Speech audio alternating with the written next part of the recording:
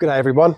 Today we're going to change out the disc brake pads on this particular vehicle. It's a fairly easy and straightforward DIY job. There's a few things to look out for and we'll follow the process step by step to complete the job. We'll also have a look at the drum brakes on the back as well and change them shoes in a separate video. So let's get started. Okay, just before we get started, we are going to need a jack to get the vehicle off the ground, an axle stand to support it. We need something to loosen these wheel nuts. I've got a rattle gun here. We need a basic socket set just to pull the brake apart to put the new pads in. Of course, we need the new pads as well. Now, to get the right ones for your vehicle, the Hilux particularly has different front rotors depending on if you have vehicle stability control or not. The later models that had vehicle stability control have a bigger rotor and they do have different pads. So make sure using the VIN number on your car or the year, you get the right pads to suit your Hilux. We need something to retract the pistons because the new pads are obviously going to be much thicker. And of course, we need some hearing protection when we use this rattle gun. But other than that, this is all we need to do on the front of this vehicle. So let's get started.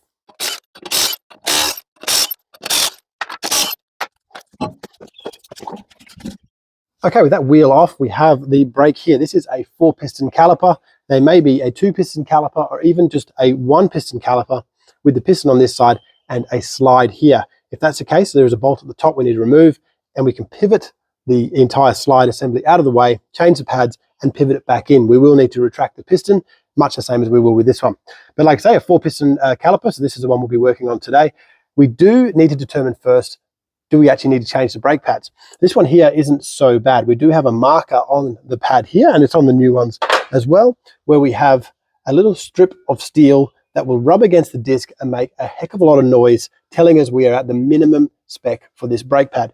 This one isn't too bad. We're not far off, but we're going to change it anyway. But that's what that little strip of steel does. It tells us whether it's time to change the brakes or not. So let's get started.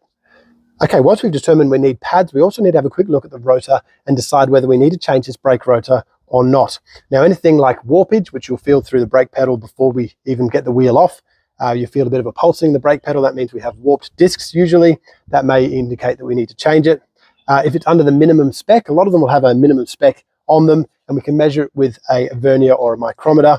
We can also check to see if there's a big lip on the outside edge. If there's a big lip here, and maybe on the inside edge as well, it means we've worn quite a bit off this disc, and we need to change it out. These radial lines on this one, not too bad. We'll often see some radial lines and scoring. Not a really big deal. I'd be more worried about heat discoloration, warpage, cracks, and of course, if they're worn undersize. This one's pretty good. I'm going to use it again, but if in doubt and you want to change them, they're very easy. We take the caliper off, and these are floating. It'll slide off. We can slide the new one on and place the caliper back on. In this case, it's going to go again. Okay, first thing we need to do, there is a retaining clip here that holds the 2 pins in. We remove it at the top and the bottom. You can usually just do that by hand. There we go. That's how it looks. Remove that, and there's 2 pins here that we can push out of the way and take these brake pads out. They may be a little bit tight and stuck like mine, and they may need a bit of lubrication when we put them together. We'll pull them pins out, and then we'll pull this retaining clip out as well. Okay, we can remove this pin easier if we remove this first. Take that out of the way, and the pin should be much looser. There we go. Just remember which way up that clip went. All right, with the pins out, we now have access to the brake pads themselves. They'll be a little bit tight in there.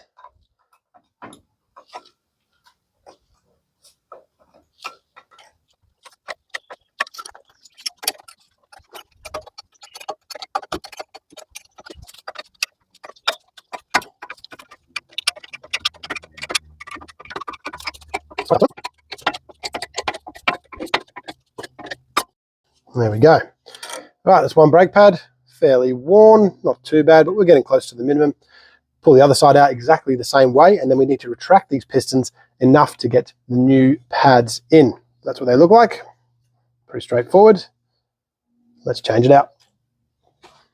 Okay, next we need to retract these pistons. Now just have a quick look and make sure the boots and everything are good. There's no big splits or anything happening, no leaks. You're happy with all that? I have this tiny little low profile G-clamp that I use. I think it was about $5. We can fit it just in there. We can actually retract the piston quite easily with this little one here. If we can't get in there, we can obviously take these 2 bolts out, remove the caliper, and then retract them with a much bigger G-clamp. But this one I found does a pretty good job, and it's very, very cost effective. So we can just retract the pistons like this. Meanwhile, while we do this, keep an eye on the brake fluid reservoir, because of course that is going to increase. We don't want it overflowing, so just make sure that doesn't get too full. It shouldn't do, but just keep an eye on that and make sure it isn't getting too full as we push fluid back into that reservoir. We'll do all 4 of these. We'll fit the new pads.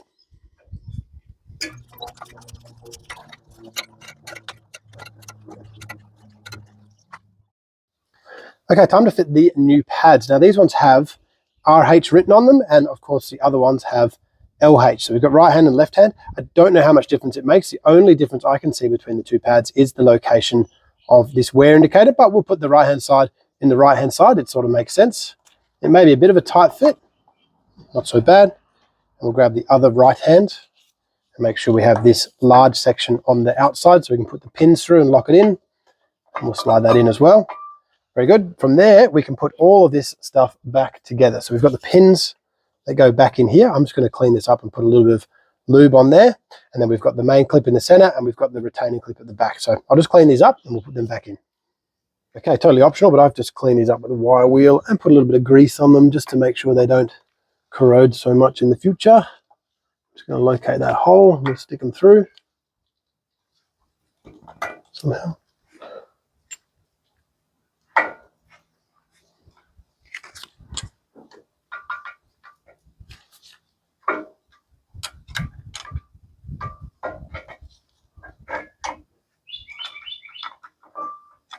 There we go. Goes all the way through, and so does this one.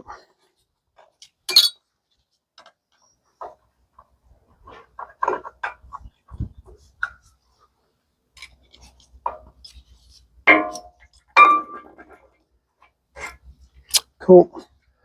And then we can just orientate them with this first before we put the retainer clip in, just to make sure that the hole is actually going to line up where it needs to. If it doesn't, it's very hard to change once we've got the clip holding it all in. So we'll get them holes lined up, and I'll drop this clip in. Basically, the clip sits through this hole here, like that, and then we slide these through the 2 holes. So I'll just line them up and we'll do that. Okay, I'm pretty happy them holes are fairly well orientated. We're just going to pop that in there to one side, and then we'll pop this bottom one in as well.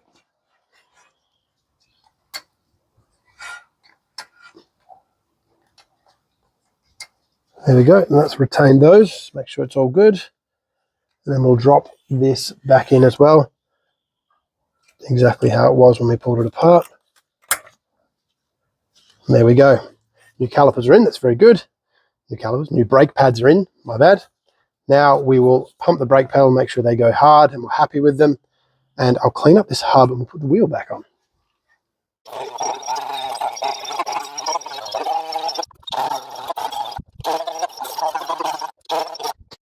Okay, I've buffed up that face. I'm happy that everything here has been double checked, and anything we've loosened, we make sure we re-torque, especially if you've got the sliding caliper. You need to loosen the bolts, and we need to grease up the slide or anything like that. Make sure everything has been torqued back to spec. These are brakes we're talking about. I'm happy everything's good. I'm going to put the wheel back on, tighten up all the wheel nuts, drop it down, and I'll go ahead and do the other side. In the meantime, we'll jump onto the drums. Okay, with the wheel back on and the nuts tightened, make sure we double check that. Take the car for a slow drive. Make sure we bed in them brake pads, have a good feel of the brake pedal, and make sure everything is correct. Also, double check your master cylinder to make sure that fluid is correct. And if you have opened the system, make sure you bleed the brakes. Other than that, thank you very much for watching.